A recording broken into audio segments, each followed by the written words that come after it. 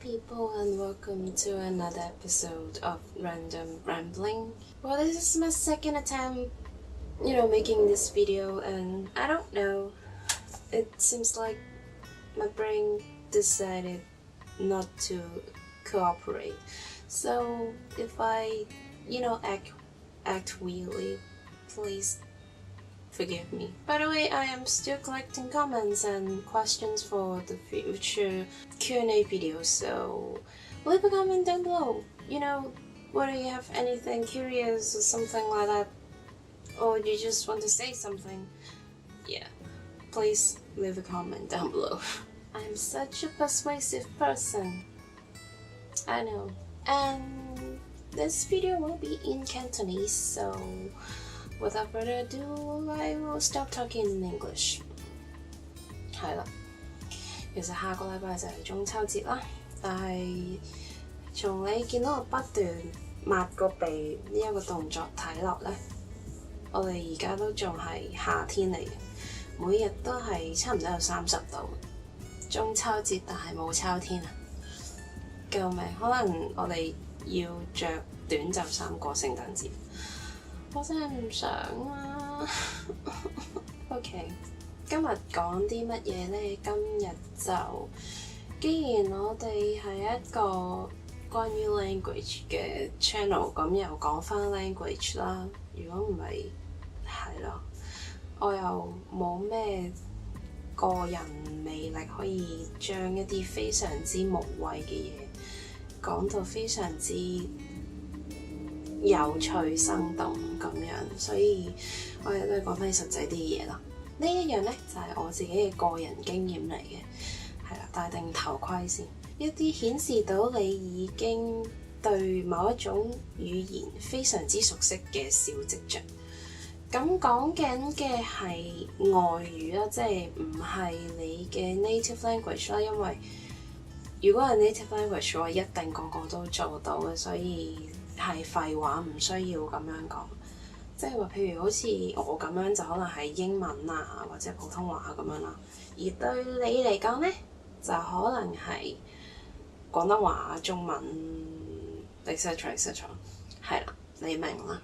係如果你唔係英文 native speakers 嘅話，係啦，你明啦。如果我要繼續澄清落去，就要講晒3個鐘頭，所以算啦，都係 OK， 大家心照就得㗎。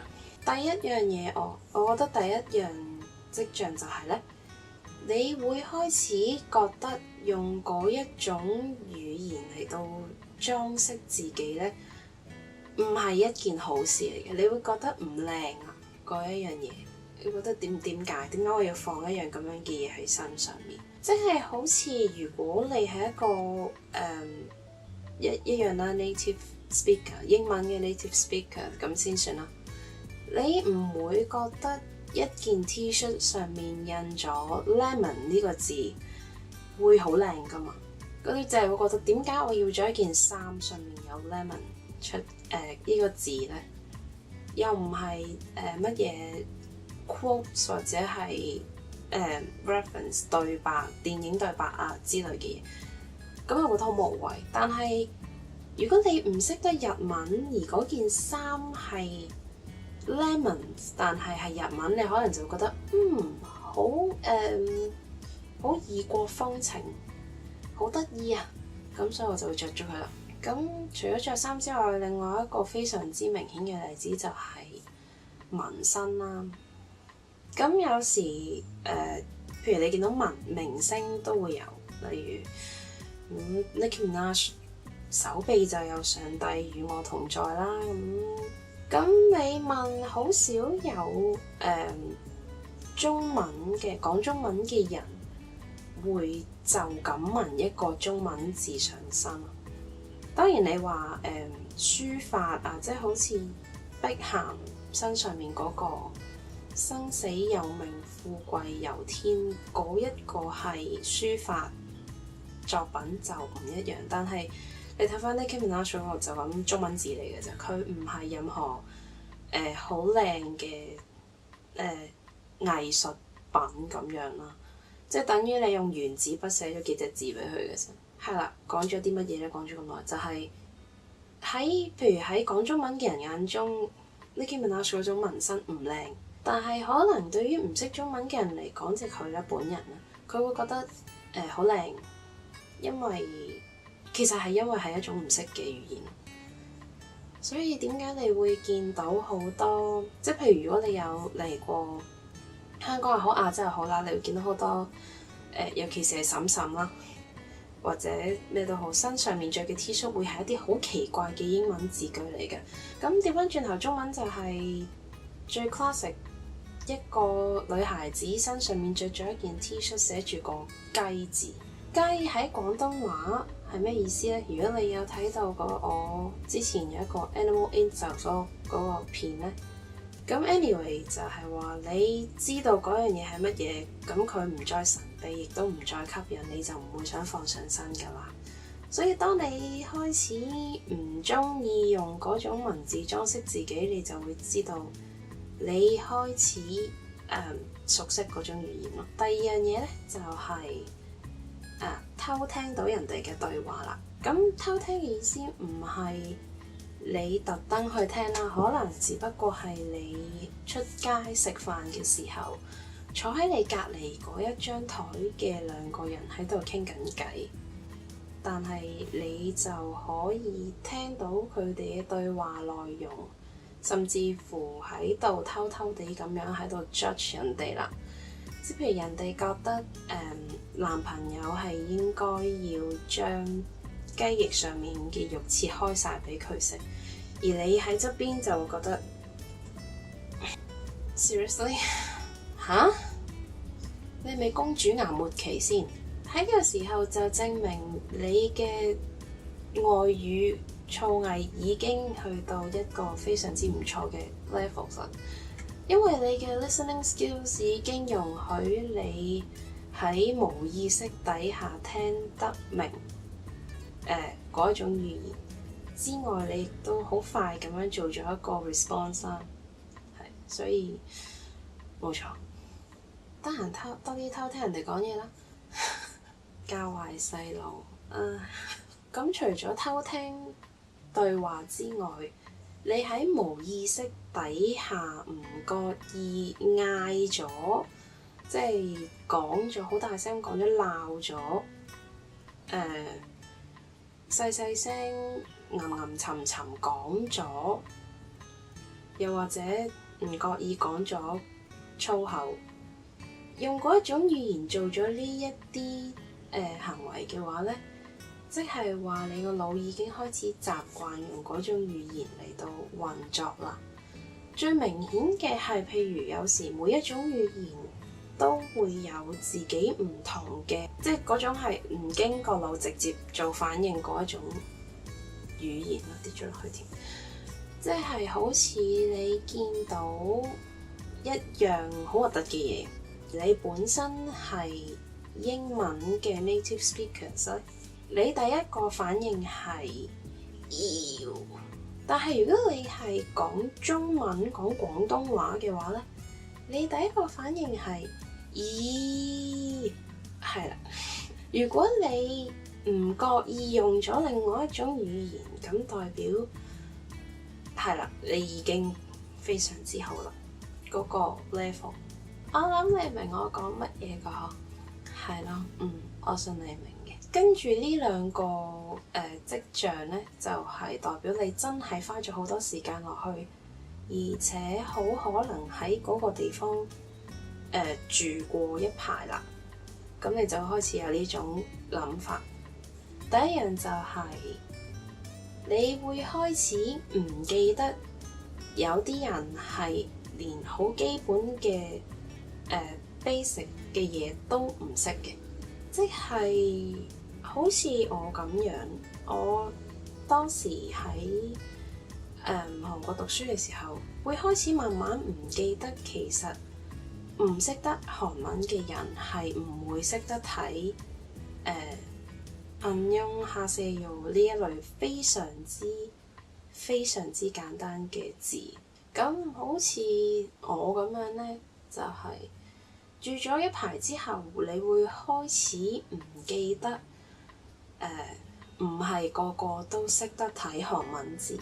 咁有時譬如有朋友喺香港嚟韓國玩啦，你會好自然咁叫佢喺某一個地鐵站度等，而唔記得話俾佢哋知嗰個地鐵站嘅中文名係乜嘢，因為你自己已經覺得呢一啲係非常之 essential 定 basic， 即係你一定會識得嘅嘢，所以你唔會去諗話其他人會有唔識嘅喎。所以我諗喺呢一個時候就證明你已經可以好靈活咁樣運用一啲比較深嘅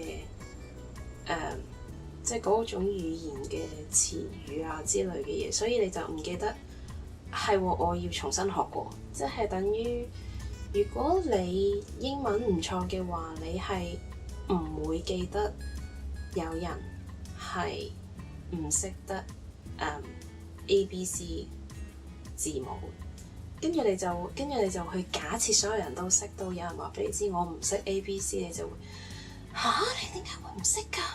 個個都識㗎喎！快啲錄完開冷氣，好熱。最後一樣嘢係我諗你會成日即係你哋睇片嘅話，你會成日見到我做呢一樣嘢。有時你係會需要一啲時間，可能大概5秒、1分鐘，甚至更加耐，嚟到將你諗緊嗰一樣詞語由你學緊嘅外語翻譯翻做你嘅母語，係啦。因為有時候咧，你學嗰個新嘅詞語係直接用外語學啊，已經脫離咗嗰一種Apple 係蘋果 ，Oranges 係橙嗰一種雙語對照嘅情況，你已經係直接可以估得到，佢講緊 Apples， 你會直接估得到係蘋果，所以喺你腦裡面你就已經淨係 mark 低咗 Apples。咁你唔會完全唔知道佢係蘋果，但係你需要時間去揾翻蘋果呢一個字出嚟啦。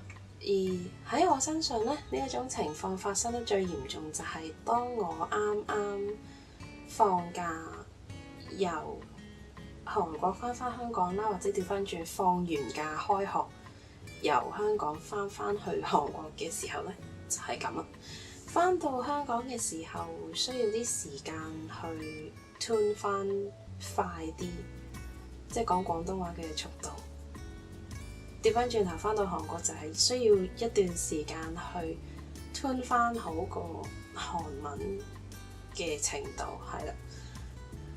有啲字你會突然間唔記得咗，係，但係唔至於唔記得一啲好基本嘅嘢啦，係啦。咁香港某一啲人咧就好奇怪嘅，我唔知其他地方有冇人咁樣做啦，但係香港係有嘅。有某一部分嘅人啦，去咗譬如通常都係講英文嘅地方，英美澳加呢堆地方啦，去完唔係落好耐嘅時間㗎咋，即係唔需要10年8載，可能只不過係1年幾個月，甚至可能2、3年啦最多。跟住再翻嚟香港嘅時候咧，佢就會同其他人講話，佢唔記得咗廣東話點樣講。